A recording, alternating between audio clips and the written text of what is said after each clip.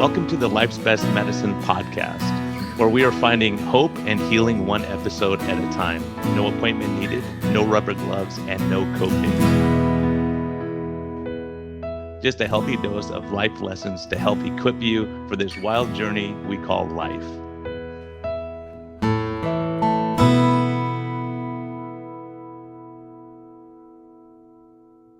Oh boy, it's November.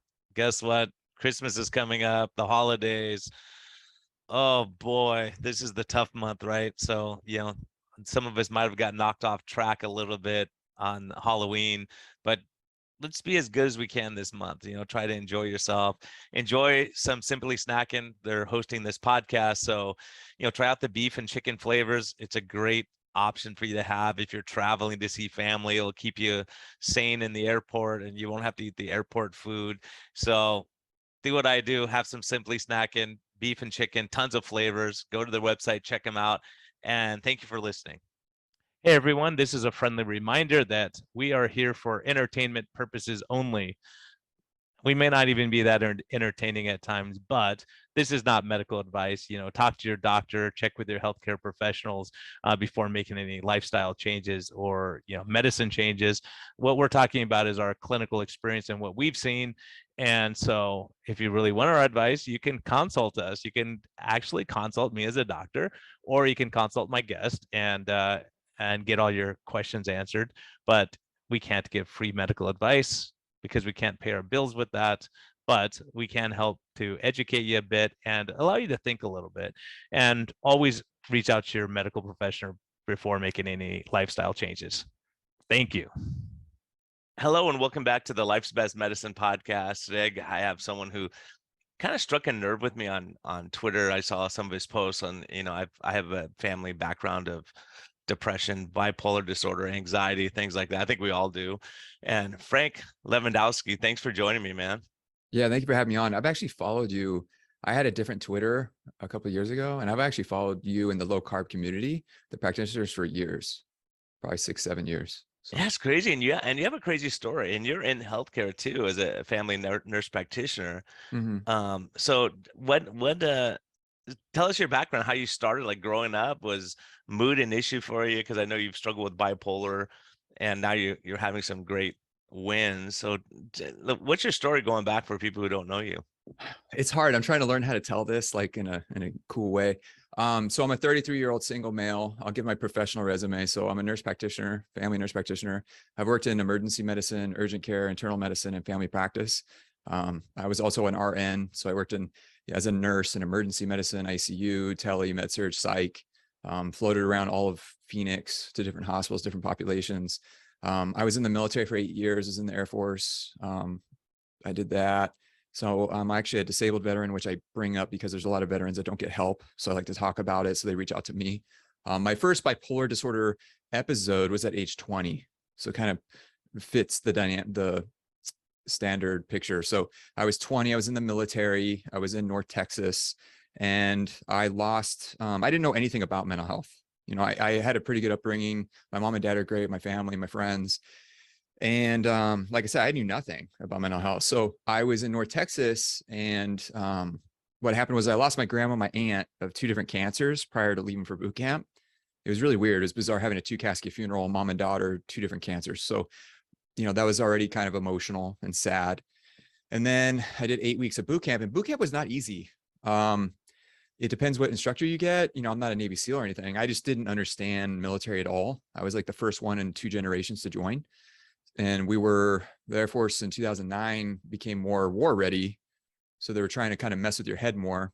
So I did 8 weeks of that, 8.5 weeks. And I went to North Texas. And then my dad said at my graduation, he's like, hey, my PSA level went up. And I didn't know what that meant at 20. I was like, okay, whatever. And his dad, my grandpa, died of prostate cancer at 72. So then the next week he told me he had prostate cancer, and my dad was only 47. And my dad is my superhero. I mean, literally my hero, man. I wouldn't be alive without him. He's an amazing man. And that crushed me. He always said, bad things come in threes is what he would say. So, and then in the military, people don't understand that when you sign up for the military, you give up your rights. So I look up to any service member because people don't understand that literally you give up your rights. Like Yeah, no, you, it's true. I know you're yeah. moved away from family, you're isolated. You can't just take off on, and go home and see everyone on the weekend when you want to. And yeah, it's definitely a commitment. I have friends who are SEALs and they're just gone. They go, okay, you're going tomorrow, you're out, and it's really you just don't have stability in life too. Yeah, it was tough. I wasn't accustomed to that. And being bipolar, right? One of the main triggers to bipolar is stressful situations, right? That's a trigger. That's a trigger to a lot of psychiatric conditions. So I don't handle stress the same way that an average person does all the time. And that can be a trigger. So when that happened to me, I had major depression. And again, I didn't know what that was. I became suicidal. I was sleeping in on the weekends till 1, 2 p.m. because I wanted to keep sleeping because I didn't want to wake up.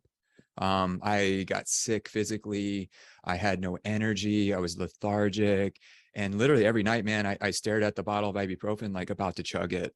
And I didn't know what was going on. I had no idea. I was 20-year-old male that had, all the blessings I could ask for at that time. So I didn't know. And then I didn't want to tell anyone because I'm a man and I'm in the military. And if I bring up that I have mental health struggles, I come across weak, they may kick me out. I'll be judged. I'll be shamed. So, I tried to ask the military for help at the time, the crisis line and stuff, and they didn't help me. But I fortunately pushed through it. I got lucky. That was Did the anyone reach start. out to you, any of the guys around, anyone in the military, say, hey, we've noticed you're off, not doing well, things like Um, that? yeah, so I was also in a time that was inappropriate. It was called Don't Ask, Don't Tell. Do you remember that? Oh yeah, absolutely. So really inappropriate, right? So we had, some gay guys, which literally could not say they like men or they kicked them out of the military, which is so inappropriate. Um, those are actually some of the guys that actually were there for me, were the misfits, because I felt like a misfit. So it was people that didn't have that many friends and they were just kind of there. They didn't really know what was going on. I try to hide it well because again, I try to be, this strong stoic man.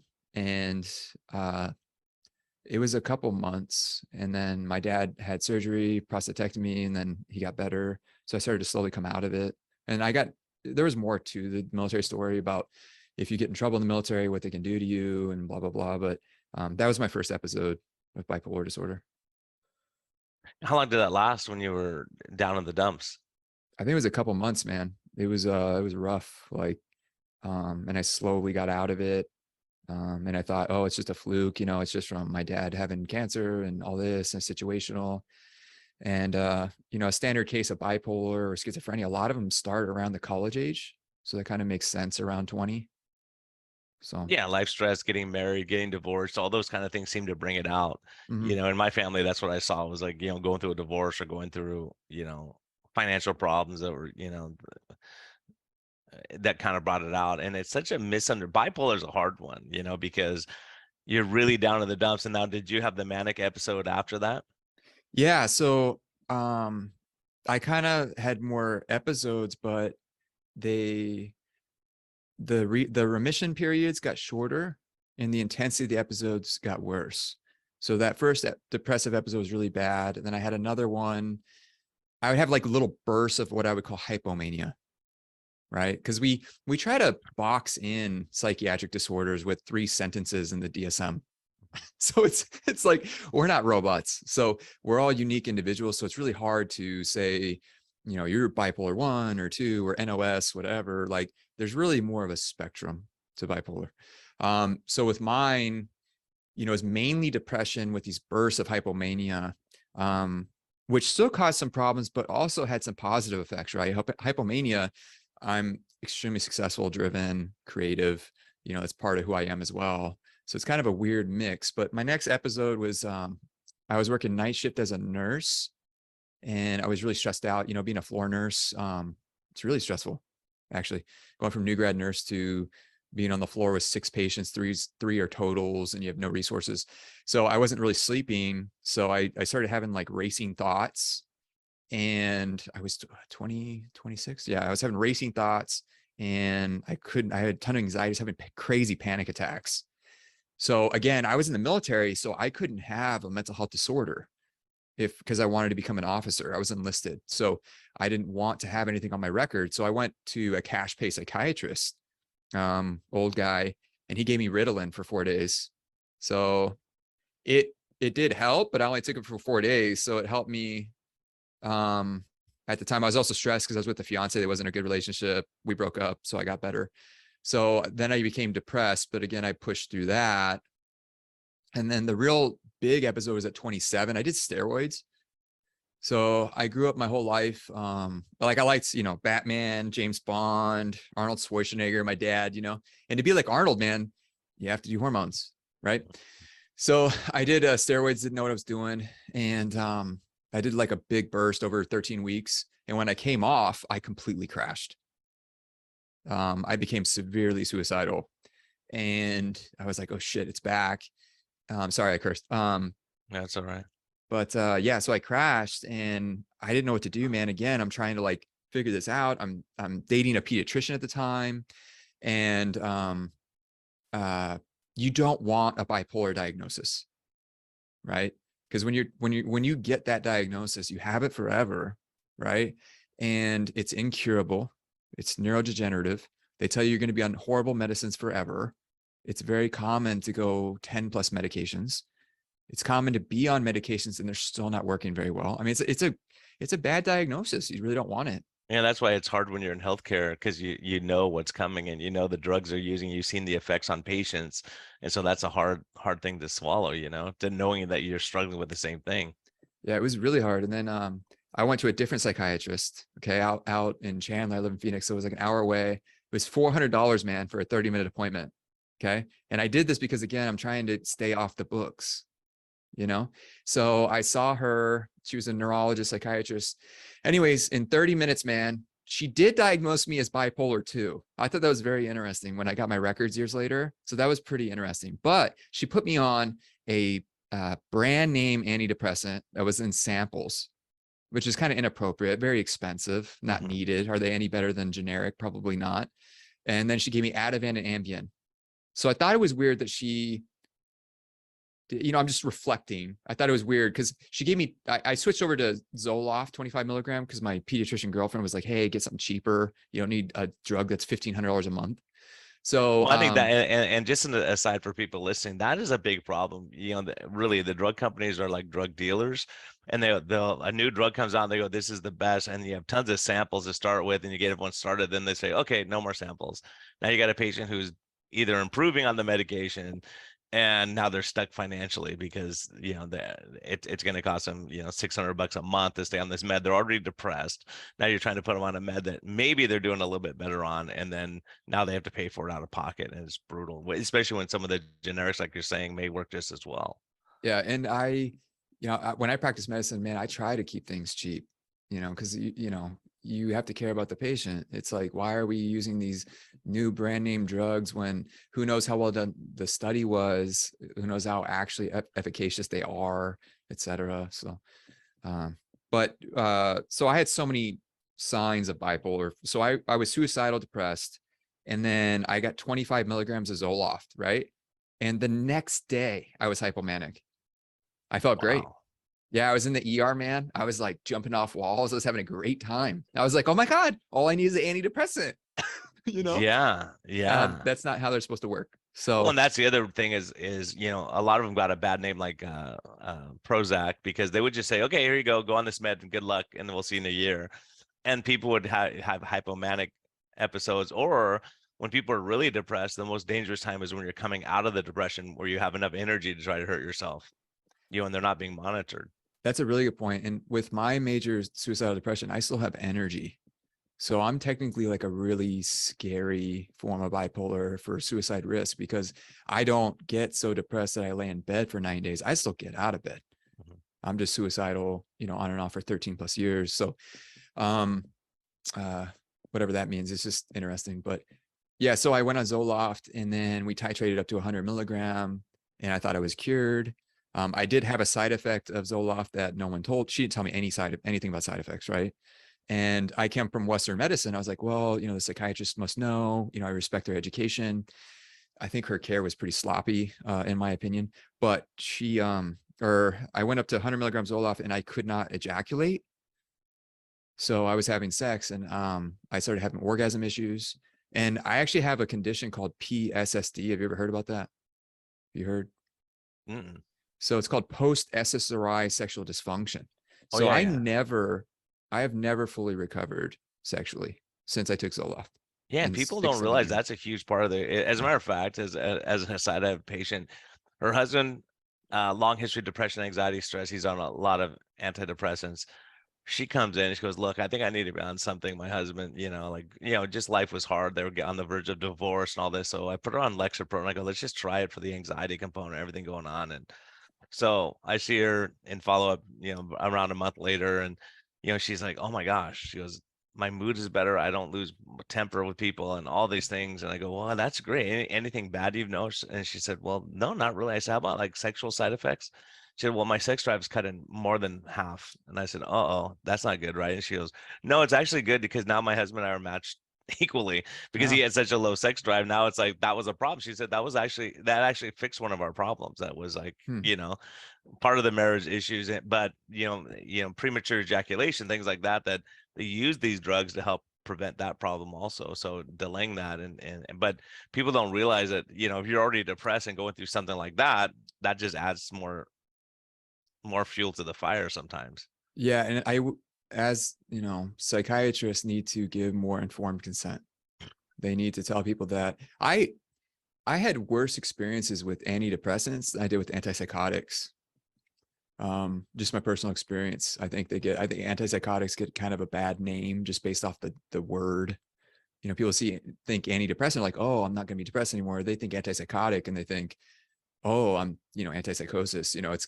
It's all jargon and like a sales pitch kind of. So just my personal experience, antidepressants kill my sexual functioning. And like I said, I probably operate around 60%, which is that's not good, man. Like I'm as healthy as you can be.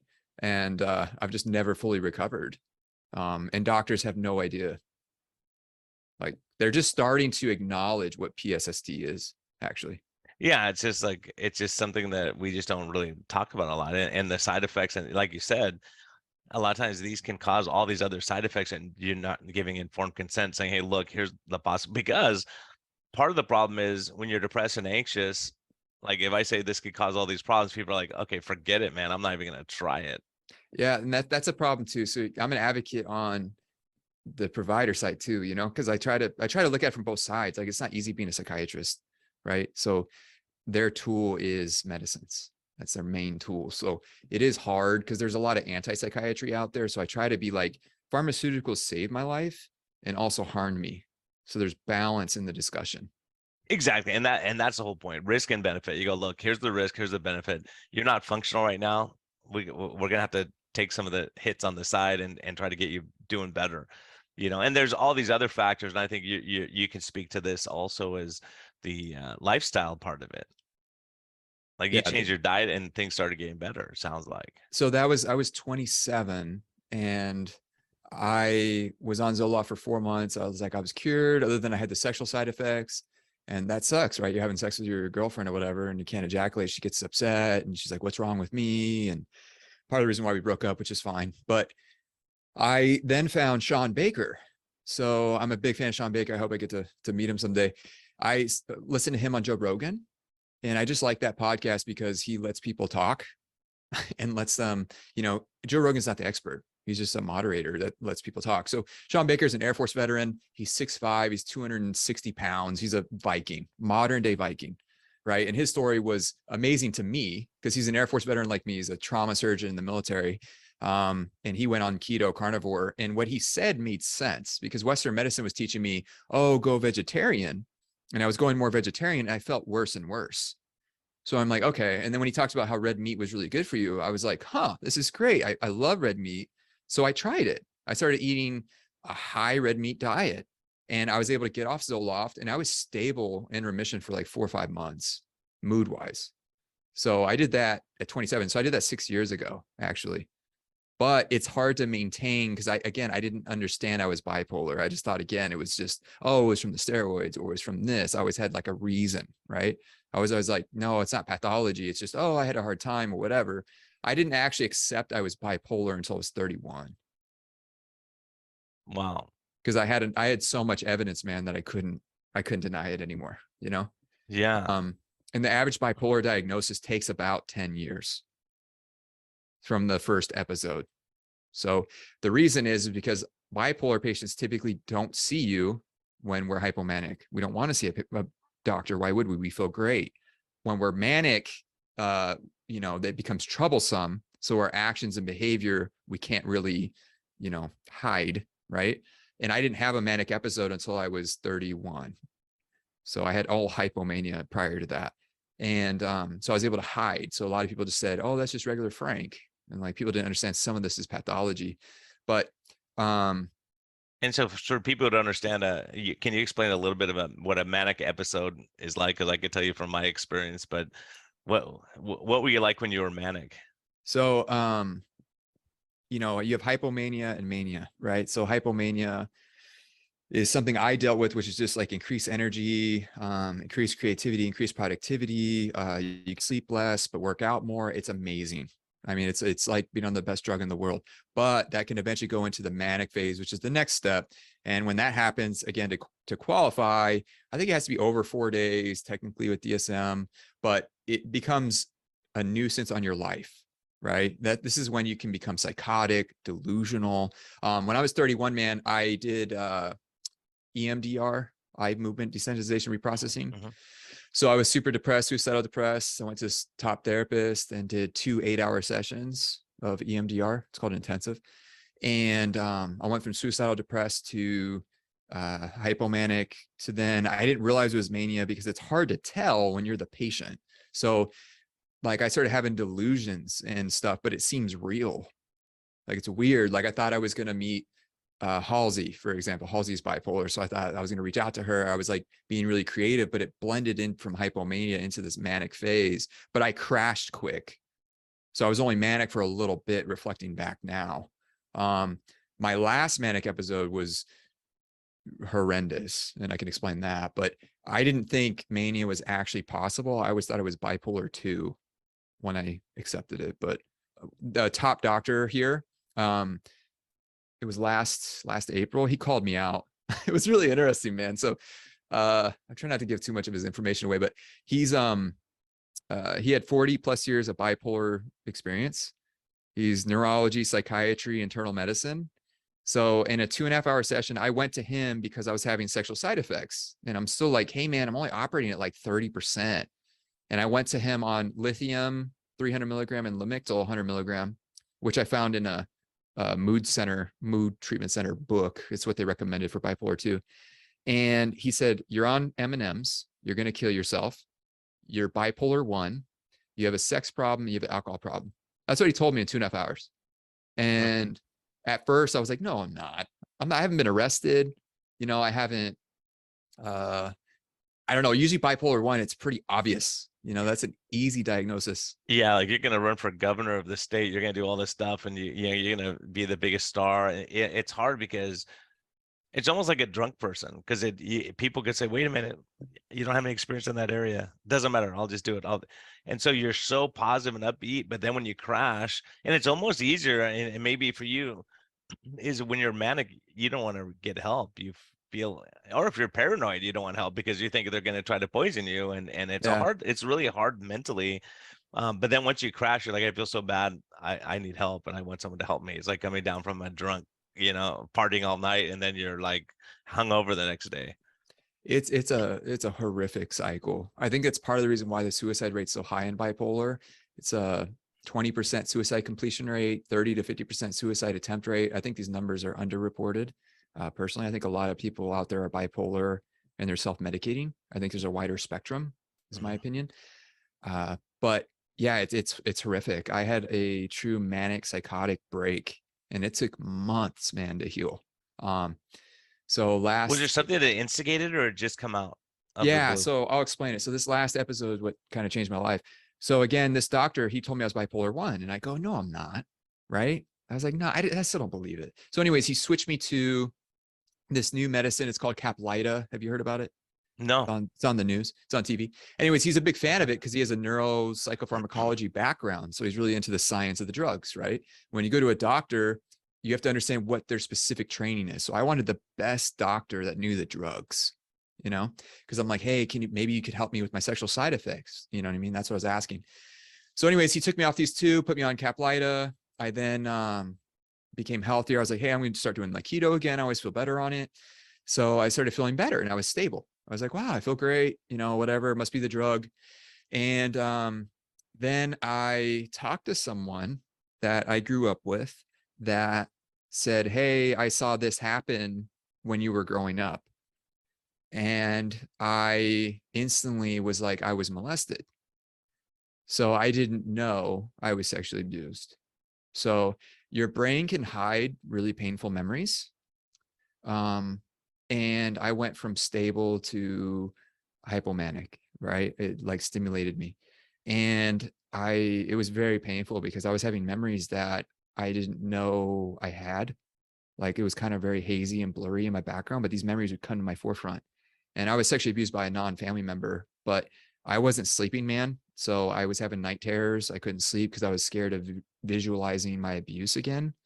And then being bipolar, it just made it more complicated because it ramped me up to hypomania and I was taking my medicine every day. He put me back on lithium, like a low dose, because I was ramping up. And then I don't know how much you know about complex PTSD. Do you know a little bit about that? A little bit, yeah. So I have complex PTSD. So it's a chronic form of PTSD, more debilitating. So again, my top diagnosis is bipolar 1, but then CPTSD makes it even more difficult to treat. So then I was ramping up, and I put this all on social media. I keep it there just because I think it was interesting. But I was having a mix of like mania to I was dissociating, which is common with PTSD, an out of body experience, and it was hard to tell what was real, what wasn't. And then I became manic, and I had to leave. I had to quit work. I was getting like emotional and angry and agitated, and then I eventually was dissociating so bad that I was rapidly shifting between 3 emotional states. I don't know if you've ever seen this. It was pretty wild. I went to a therapist and I was rapidly shifting between like kind of like 3 personalities, but I'm not DID. I'm not multiple personality disorder. It's extreme trauma and what the brain can do. Mm-hmm. So, and then I was going to a treatment center that was specialized in trauma and stuff like that. And the next morning, I became psychotic, like truly manic psychotic. And I was telling my parents, I was like, I need medicine. And at the time I had no PRN. So I had no rescue medicine. So I literally lost control completely. And being the clinician and the patient, like, I was like, oh my God, like this is scary because I don't know what's going to happen. I'm going to be pinned down. I was paranoid. I thought everyone's coming after me. I thought it was part of a clinical trial. Being like manic psychotic is extremely painful. Like every sensory input is going 1,000 miles a minute. And I almost jumped in the pool. Like I was about to run down the street. Anyways, I was in that state for about 5 hours. I then went to the treatment center, and because I didn't think I was bipolar 1, I didn't have like my will and stuff in place, my, medical power of attorney. So I had to go through the whole 30-minute intake while I was psychotic. And the problem was that I didn't feel anyone was taking me seriously, right? I use these terms and they don't know what that means. That's scary when you're psychotic. So I was telling the kid, like, I need medicine. Give me medicine right now. But I'm like still kind of an intellectual. So I think people don't think I'm that sick. Does that make sense? Yeah, exactly. Because you're not totally out there. You know enough. Yeah. Where people go, well, this is a smart person who understands what they're asking for, but they're still out of it at the same time. Yeah. And then I went through the 30-minute thing and I had enough, man. I had enough. I thought it was a clinical trial. I thought Joe Rogan was going to be there. All these low carb doctors are going to be there. I thought Tony Robbins was going to be there. And I was like, I thought everyone was actors, but it was really just the regular treatment center. So I thought it was part of this huge clinical trial. It's like being in a weird dream you can't wake up from.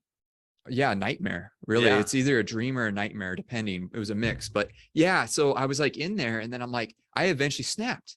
I took off my shirt. I told him I was going to kill them. I was going to kill myself because I was so sick of this. I was like, where's Tony Robbins? Where's Joe Rogan? Where are these people? And they weren't there. And at the treatment center, it took forever, man, to get medicine. And I'm manic psychotic. They give me Ativan, and that's a joke. PO Ativan. It's an in my opinion, absolute joke. Like, that's not gonna do anything, at least for me. So they gave me Zyprexa. Thank God that helped. But I was in so much pain. It's like, man, I need something. Like, anyways, it was extremely painful. So I wasn't serious I was gonna harm them or myself, but I was so angry. So then they shipped me over to inpatient, and I spent 7 days there. I hate inpatient. This is my second time. It's like prison, and or a lighter prison. I don't remember, man, the first 3 days. I don't even remember. So I go to inpatient psych. The psychiatrist there took me off all my meds and then put me on Seroquel, Cymbalta. They said, you're cyclothymic dysthymic. I just had like a full psychotic break, but because again, I'm smart and I know the medical jargon and lingo, I think it's hard to diagnose me. It made it a lot harder for medical professionals because I've read the psychiatric literature. Yeah, because you're dealing with it. You have to know about it. I've read as much as I can, man, about bipolar and stuff like that. So, and again, this is my first like manic psychotic break, which it took me months to recover from that and realize what was reality, what happened. And then what really sucks too is like, I don't have like friends that really understand this. I don't have family that understand this. I've had to like figure it out myself. So it's been really lonely, but so I spent 7 days inpatient psych. I then begged the guy, I go, hey man, I don't think it's appropriate that you're just switching up. I'm doing 4 different medication changes in a week. I think we should probably go back to what I was on. So he put me back on. That's a problem in the psychiatric system is that, my psychiatrist at the time only worked 2 days a week. So he wasn't really able to help me and advocate for me that I'm truly bipolar 1. I was getting very angry that, I was diagnosed bipolar 1 by the top bipolar specialist, arguably in Arizona. So he knows more than, some of these other psychiatrists.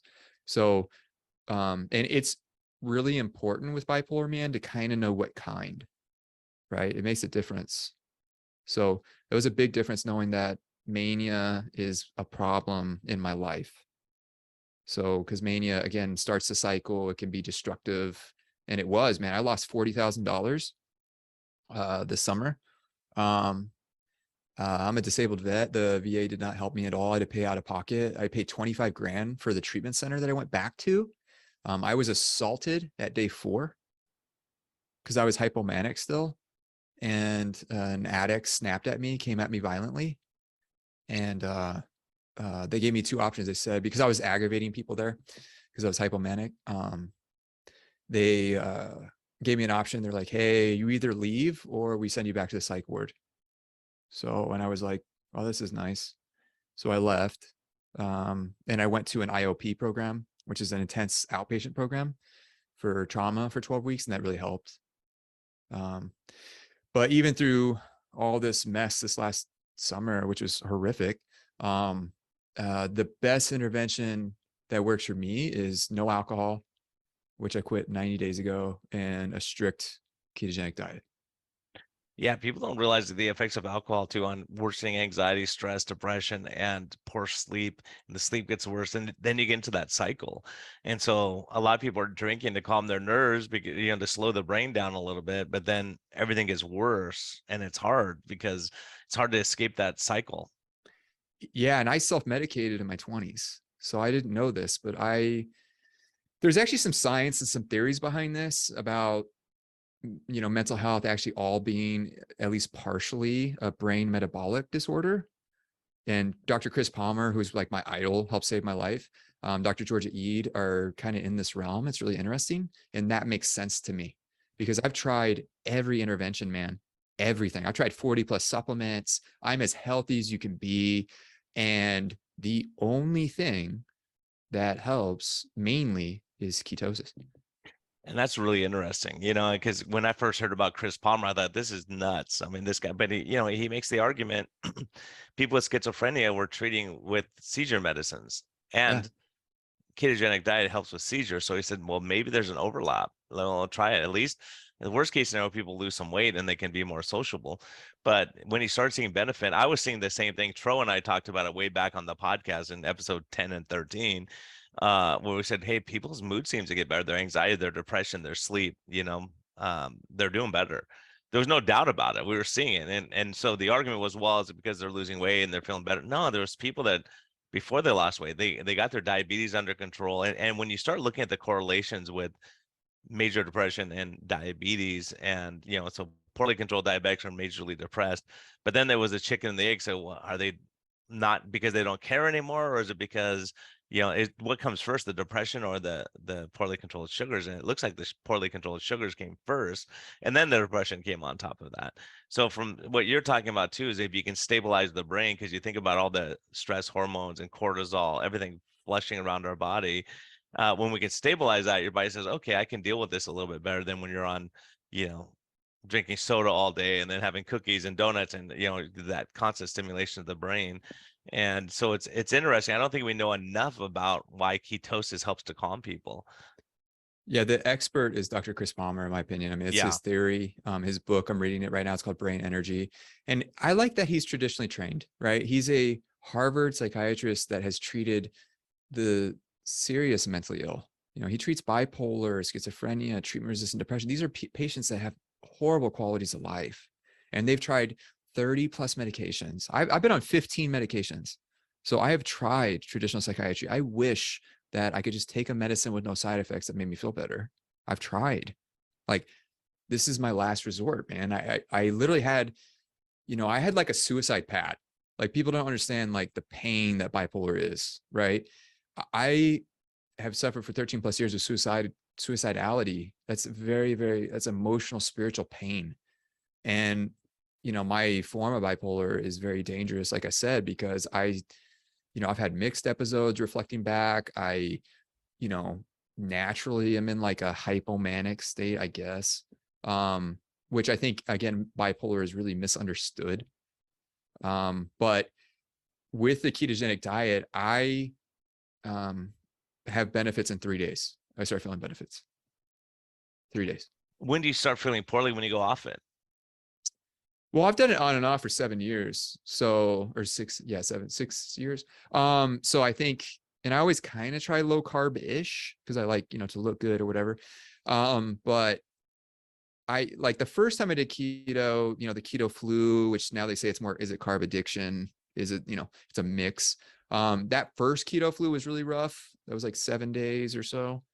But now it's like, I transitioned pretty easily. So I don't really feel that bad. There's like a couple of days that kind of feel, lethargic and low energy, but I just push through it. And you do more of a carnivore base, it sounds like a Sean Baker type. Yeah. So I eat as much fatty red meat as I can. I think that's the healthiest food on the planet. That's my research. I've researched all the guidelines, where they came from for years. But I do have to, I had a consultation with a top psychiatrist recently, and they do recommend my ketone levels to go between 1 to 3. So I'm having to add more fat. So I have like 6 to 9 tablespoons of olive oil a day, and I just drink it. I'll just have like big pieces of butter. I can't do dairy because I have like an inflamed gut or something, and I'm going to work with a naturopath to maybe fix that. But I have congestion and inflammation from dairy. So unfortunately I can't really do dairy, which sucks because I love cheese, love, milk. But, so now I'm more focused on a little bit more fats. And do you find that when your ketones are higher, you do better? Yeah. It's more stability. Have you ever tried exogenous ketones? I haven't. I have a fellow bipolar person that has used them and has had some benefit. He's going to send me some information on it. I'm excited. Ketosis has 40 plus known different mechanisms. So I think exogenous ketones may be a benefit, but nothing is going to replace a true ketosis within the body, in my opinion. It's the same I think as that's these, probably true. I think it's more, I'm looking at it from a standpoint of, okay, if I have someone with major dementia and I can get their brain to run on ketones better and they don't want to change their diet, could there be a benefit there? Because I think the benefits of exogenous ketones are overblown for the most part. Like, you're gonna not run a marathon just because you're taking ketones. If you're eating carbs all the time, they just do ketones to supplement you on a long run. But there may be some mental health, with the um, seizure disorder, schizophrenia, Yeah, bipolar. and We'll like you see. I said, think we have, is yeah, it's sorry. A lot of the groups too, because the ketogenic diet is not, it's not easy to follow. Like it's easy, it's simplistic, but it's hard behaviorally. And then our society is full of carbohydrates everywhere you go. It's fast, easy carbs. So it's very hard to do unless you have a really good reason. Like me, I can't have one piece of cake, man. One piece of cake kicks me out of ketosis, and maybe I'll be fine a month, but eventually I go back into the cycle. And I've suffered so much, man, that I'll never eat cake again. yeah, when you realize how much it does. And some people, they have one piece of cake and they can't stop. It's like the first drink and you can't stop after that. The Mhm. addiction part of it, people don't really realize. So yeah, it's a big deal. We had Seizure Salad on, she long history of seizure disorder, obesity, went keto and reversed her seizure disorder and lost a lot of weight and all these other good things. And she's a real cool person. But I asked her, do you ever cheat? And she said, it's not worth it, just not worth it, because if I have a Yeah. seizure, then I lose my license. I have to go through all that. She goes, not Yeah. worth it to me. You start realizing, if it keeps you from going into, or at least minimizes the bipolar um, episodes, then it's worth doing. Yeah. And like I said, the bipolar is neurodegenerative. So every episode I have is going to kill neurons. The episodes get worse and worse. And like mine, you can start as a bipolar 2, but then I want to say upgrade, but kind of to bipolar 1. And, now I don't have to just worry about depression, right? Which I'm super scared of because I've dealt with suicidal depression so long. Um, I have to worry about mania, you know? And so I have to be very cognizant of my body, my mind, what I put in it. Um, I follow circadian rhythms, right? I go to bed at like 10, wake up at 6 every day. Um, Bipolar patients are pretty amazing because we have to understand everything, man, because anything can be a trigger. Yeah, anything can throw you out of the loop and then you just go out of control. Yeah. And it's It's funny. hard. And it's a hard thing, especially someone smart like you, because people are like, is Frank on or off? Is he, it's one of those things, your friends who've dealt with it. It's a hard thing because you'll get really excited about some people. Uh-oh, is he getting manic again? Uh-oh, are they getting depressed again? It's, Yeah. It sucks. And like, I'm really driven, like really creative. And I think that's part of the disorder, is kind of the blessing of it. Some of the most amazing leaders in our history had strong evidence of bipolar, like Winston Churchill, Abraham Lincoln, Martin Luther King, Gandhi, uh, Ted Turner. Um, a psychiatrist actually wrote a book. It's called A First Rate Madness. And one of the hardest things about bipolar is catching the person before they commit suicide, because a lot commit suicide and then are never diagnosed, right? So it already has a 50% suicide attempt rate, which I think is actually, again, higher. So a lot of bipolar never get diagnosed. A lot of people are just self-medicating. Like in my 20s, I would drink 10 drinks and have a great time with friends, but I actually looked forward to being hungover. And I remember saying that to people. Like, I knew I was in physical pain, but what it did is it blunted my emotions. So it numbed me for the next day. So at least I had a day where I didn't have to suffer. Like, that's self-medicating. yeah, it's so hard. And then, as you've mentioned before in your posts, and the high suicide rate in the military and in the medical community too. I mean, Oh yeah, all around. you got every risk factor when you look at it from the stress of being in medicine day in and day out, the stress of being in the military, and how that can bring out bipolar and just major depression. Yeah, I try to scream at the rooftops, man, because, mental health stigma is a huge problem. I get judged. I talk about this stuff and people look at me like I'm a freak sometimes, or they look at me like, you don't look bipolar. It's like, Hmm. basically, if you saw what I suffer with, I'm in a wheelchair. That, like, this bipolar disorder is covered by the ADA. Like, this is a serious mental illness. Like, my brain is closer to the patients at the state hospital than it is to the average person. And I wish it wasn't, but that's what my brain's capable of, and that's why I'm high functioning, which I hate that term, but I'm high functioning because I work and whatever. But there's so many bipolar patients, man, that like, they don't leave their house. They have no family or friends because they've ruined relationships. They're on tons of medications. I was on 4 medications 3 months ago, and now I'm on 0. And I'm followed by 2 psychiatrists. I have one at the VA and then one in the private sector that both follow me, because I have safeguards in place now for depression and mania. But it's just tough, man. It's like we need more awareness about this. Like the bipolar community, the bipolar people don't even get along with other bipolar people. Well, because they're a hard personality. It's like, Yeah, when someone's narcissistic, they're not going to get along with each other because they're all no, narcissistic, no, right? man. So yeah, Yeah, it's a hard thing. I was a psych nurse, and I remember I had this patient that was manic, and it was a unit of 22 adults, voluntary, and this guy was like a teacher and nice guy, just came on vacation. It snapped, went into to manic, and dude, I wanted to like shut him up. I mean, literally, I had to get him out of fights, man, because he aggravated the entire group of people. And until we finally like gave him Geodon, I mean, literally, like almost got beat up because the 21 other patients couldn't stand him.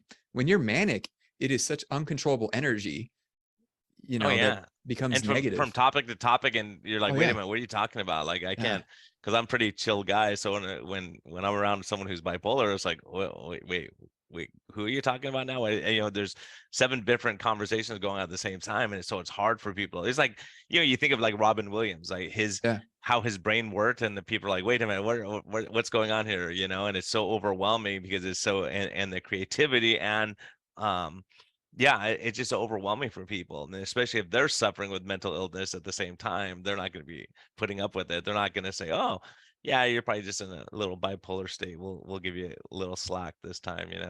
Yeah, and then doctors, psychiatrists, or whoever try to pathologize real easily. I slept 8 hours last night.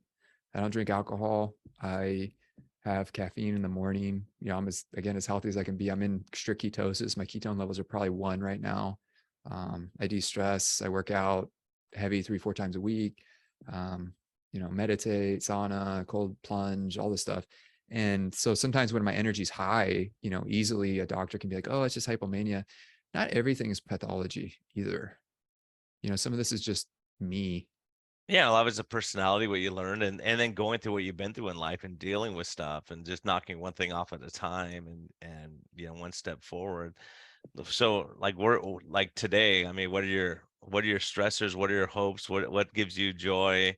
All those kind of things. Yeah. Well, I just wanted to give one more quick story on the bipolar. Is that okay? Oh, absolutely. So I was 31. So it was a couple of years ago. And I did that EMDR I talked about. I have a lot of trauma, like 7 of 8 major forms of trauma and stuff like that. EMDR really helped. I think trauma is not treated right, because trauma, you have to fix the trauma. There's not drugs for it, right? If you have PTSD, our drug industry doesn't do a great job of PTSD. You're just masking symptoms. Like you need to fix the trauma with all sorts of modalities. But I, I became hypomanic, manic, and became suicidal depressed. And I thought I was cured with EMDR. I was like, oh, that's all it was. It was just trauma. Because in the trauma world, they tell you, oh, everything's trauma, which is not always true. So I became severely suicidal, and I was fighting it for 2-3 months. And again, being suicidal is like a marathon that never ends, right? And you can only go so long.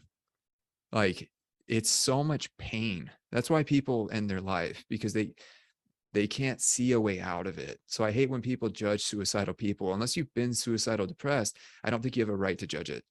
So that's what I like to speak out about. But I became so suicidal. I had to give up my guns to my mom, and she's looking at me, scared. I'm a veteran, so I have like 5 guns, and I like bring her my guns, and she's looking at me like scared, like what the hell's going on? And I'm like, I'm going to the hospital. And I call my boss. I'm going to go to the hospital, and they're like, no, don't go, blah, blah, blah. I'm like, no, you don't understand. I will shoot myself tonight. I can't even control what's going on in my head. I couldn't even explain it. Like if I had a gun in my hand, I was gonna pull the trigger that night. So I was like, I have to give up my guns. And I self-admitted to a psych hospital near my house. And I spent 4 days there, and it destroyed my ego, because I used to be somewhat arrogant. And I knew then that I had to take it seriously. Like this is very serious.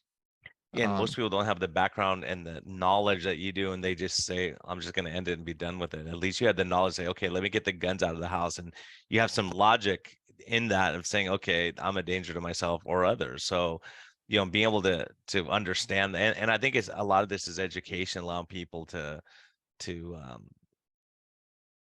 understand what others are going through. Like we just don't know. It's hard for when you don't struggle with depression, anxiety. It's like you're drowning and everyone says, "Don't worry," but you're still drowning. And so, if they throw you a rope or they throw you something that can help you or a little bit of hope somewhere, it's the complete lack of hope. And that's why I started this podcast too, because I saw like people are totally hopeless right now, mhm. especially going through what you're going through now. All of a sudden you're socially isolated, you can't be around people, you can't see faces, you can't see a smile, and all those things have such a huge mental effect on people when you're already struggling. And when we're in a society of people, mental illness is it's the number one cause of disability, mental illness. And so people don't appreciate that of the significance and the impact on society and family and friends and, communities. Yeah, and I'm not your typical mental health person. Man, I'm over 6 foot. I'm a decent looking guy. I have a great family and friends. Like I am very fortunate and blessed, but I also have a brain disorder that tells me to kill myself. So, and you don't see it. Like what people see is they see just me or what they think of me. They're like, oh, he's successful. Oh, he gets along. Oh, he struggles a little bit. No, you have no idea what I struggle with. It's amazing. I haven't taken my own life. I've had 3 psychiatrists call me out and be like, I can't believe you haven't killed yourself. That's what I've been told. Because again, bipolar 1, I'm probably technically rapid cycling, I guess, based on the definition. That raises your rates of suicide even higher, because I'm on a tumultuous roller coaster. Some bipolar, they're mainly depressed and they have little peaks. No, I'm like, it's so difficult, man, to manage your life. Can you imagine going from feeling like a demigod to feeling like suicidal? Like, it's so hard to manage life that way. Yeah, because when you're up, you're up, you're down, you're down. And that's why it's so hard. It's not like if you're always depressed, you know how to deal with depression. But if you're going to get manic and then, it's hard. It's just such a hard thing because everyone's looking at you sideways going, okay, are you stable right now? Are you not? Is this you talking? Is this, Yeah. the drugs and, whatever? It's really a struggle because and it's just no doubt stress on relationships and family. It's similar to in a way of like drug and alcohol abuse where people, they get them through rehab, they go through all this stuff, then they relapse again. Then you get them through rehab and you think they're doing fine, and then they relapse again. And it's so hard with mental illness. And like you said, people look at you, go, you look healthy, you look fit, you can't have all this stuff. Well, you do, and Yeah. so coming to terms with that, so where's your what keeps you going? What keeps you, I always ask this on Life's Best Medicine, like what's life's best medicine for you? What keeps Frank going? What's kept you around this long with all you've been through and what you struggle with, and what's your motivation in life? Where do you go for peace? So I've gained so much empathy because of my struggles, my suicidal depression, that my life purpose, my mission is to help as many people as I can while enjoying this life. So I have like a deep burning desire, man, to help as many people as I can. And every day I wake up thinking, if I can help one person by sharing my story, or help one person with sharing what's helping me, or sharing science, that's a pretty good life. I also read Viktor Frankl, A Man's Search for Meaning. So I wanted to learn about human suffering because I was suffering for so long. I actually had other, signs of mental illness younger, um, but I wanted to know, how can a psychiatrist in the Holocaust find meaning in life when he lost his wife and daughter, I think he did. And he said that during the Holocaust that, it's because it's so interesting. He's a psychiatrist, like observing live the Holocaust. And he was like, you could tell when a man gave up, and they died in 3 days. So the power of hope, the power of, you've been through a lot, but there's always been someone that's been through more and smiled more. So, and then to create a purpose for yourself. So I have tremendous suffering I've dealt with in my life, and I win a gold medal for, trauma, all this stuff. But, I can turn this into helping other people. And I love being a healer, man. Like whether that's a nurse practitioner or whatever, I have a license, who cares? But I just like helping people. Sometimes a hug, man, is like saves a life. Yeah, I think that's a good way to end it. I think that's so true. Just listening, just having compassion, just being there for someone. And it's hard because I know I've been through being a hardworking doc for a lot of years. There's days where you just like you're going through major stuff and someone's complaining about some minor thing, and you're like, come on. Like inside, you feel like you have no idea. The patient I just saw has terminal cancer. You have a sprained pinky finger, right? Yeah. So it's hard. It's a hard thing. So a lot of us lose that, especially when you're overworked and stressed and in a really bad environment. So I think, like you said, compassion, people who really want to help other people. And I see, in the world, one of the sad things I've noticed is some people are very successful financially. They're making a lot of money, but never think about helping other person. It's all about them. It's all about them having the nicer car, nicer house, nicer whatever, prettier wife or husband. And they never really have that substance that you have of compassion, of reaching out and saying, man, I know what it's like to suffer. I know what it's like not to, want to live, not to take another breath, and to be able to em- have empathy for people. It's a huge deal. I mean, a lot of people never have that. They'll never experience that in their life. It's superficial. There's nothing, no substance to it. So going through what you've been through, you can really helps, like, like if someone struggles with alcohol, no one else can really say, when people go, I understand what you're going through. And no, you don't. You haven't been there. Like what you've been through, in the military, abuse, PTSD, all those things you're dealing with, bipolar. It's pretty remarkable, and that's why you'll be used to help other people, and that's what keeps you going, and that's pretty awesome. Yeah. And like I just wanted to know, like, Martin Luther King, for example, he had a suicide attempt. Uh, where did he get that empathy and compassion to push peace first, even though that people were racist and, I mean, literally killed him? Or Abraham Lincoln, like, where did that come from? Like that love, like I'm Mhm. not religious. I do believe in God. It's different, but even Jesus, whether you believe him or not, just the story of Jesus is amazing. What did Jesus do? Jesus hung out with the at-risk populations, man. I have Yeah. 7+ years of healthcare experience. That's all I've worked with. I have worked at the lowest hospitals because I would rather help the homeless population, the people on drugs. I'd rather help the LGBTQ community than help rich people that are entitled.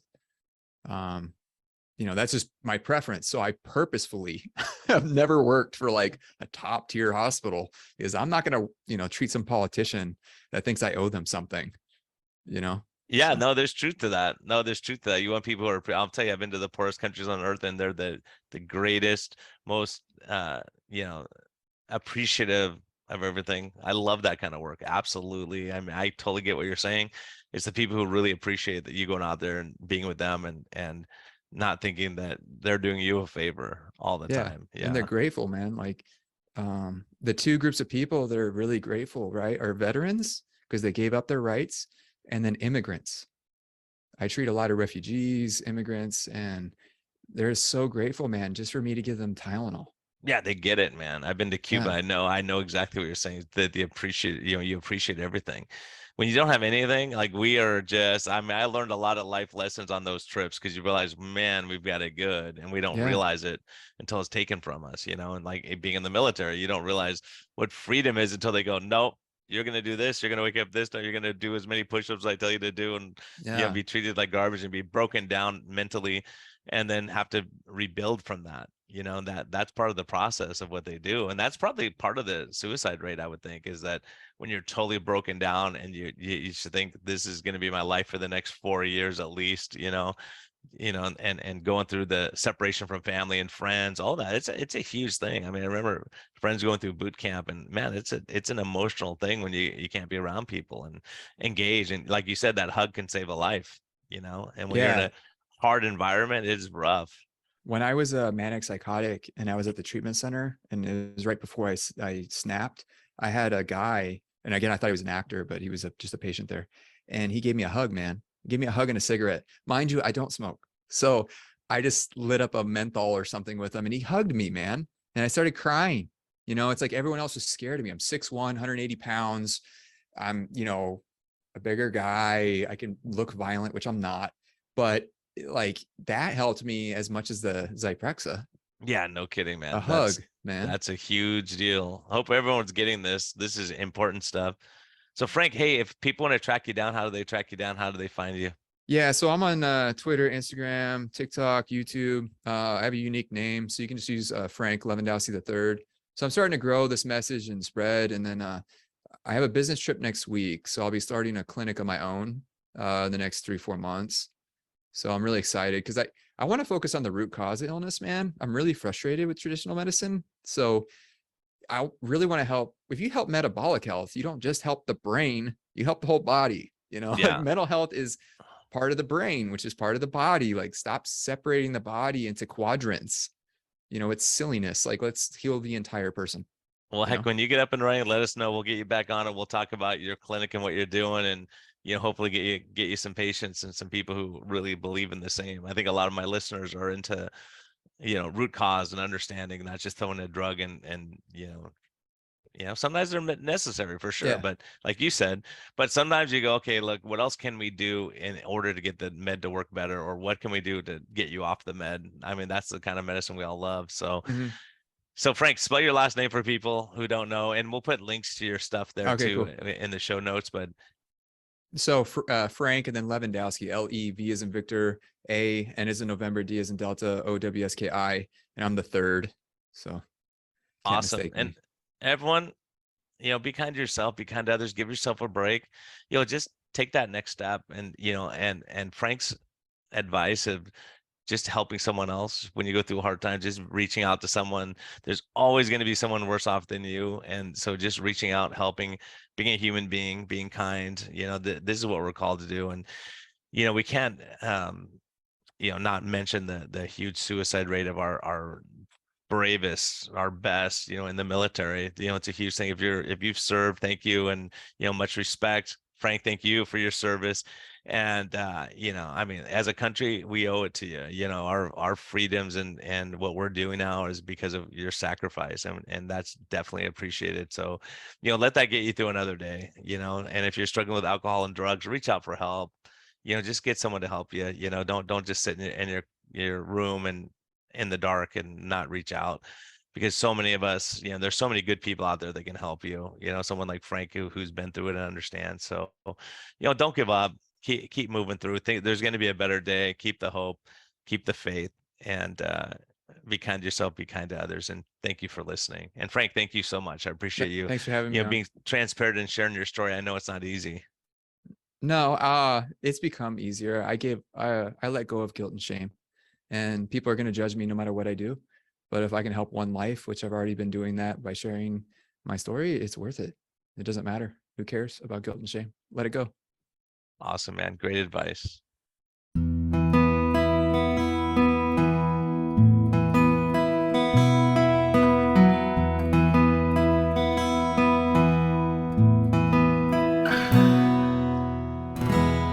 Thank you for listening to this episode.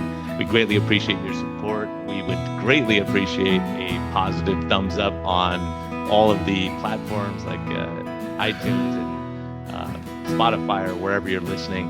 And we just thank you for our Patreon supporters. We greatly appreciate your help in getting this message out. We think there's a lot of important information, and hopefully this helps you. Have a great day, and thank you for listening, and thank you for your support.